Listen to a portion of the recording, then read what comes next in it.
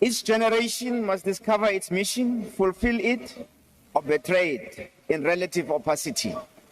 This is what Frantz Fanon said more than 50 years ago in his book, The Wretched of the Earth. That I'm invoking the writings of this great African speaks directly to the challenges imposed on us, this generation, by centuries of oppression and exploitation. The response of our fathers and forefathers in their titanic battle to defeat the demon of racism and exploitation, and the things that have been done and not done since the attainment of freedom in 1994.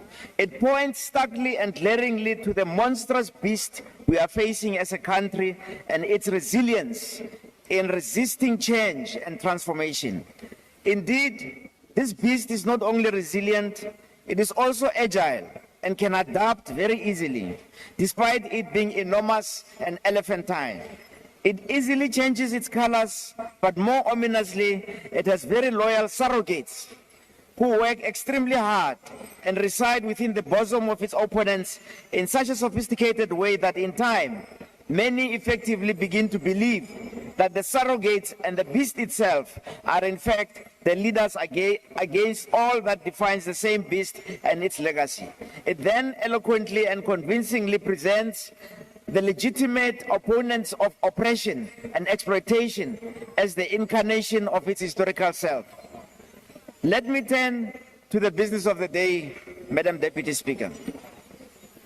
The Financial and Fiscal Commission has urged the National Treasury to return to economic fundamentals and the idea of a capable developmental state focusing on overcoming poverty, unemployment, and inequality. We reiterate that call.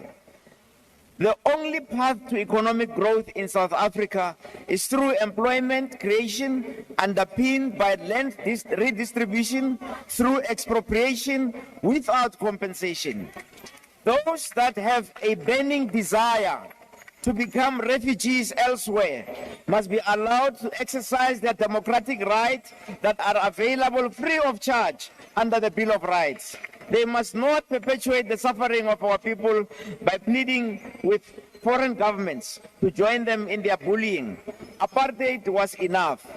Honorable Moswanganyi has said that Action SA crafted the recommendation which we are today talking about in the report. It is a tragedy, Honorable Moswanganyi, that even Honorable Business recommendation that he has crafted is not in the report. So the report is inaccurate and historically incorrect because the very recommendation that we are discussing here that was crafted by Honorable Beasley is not in the report.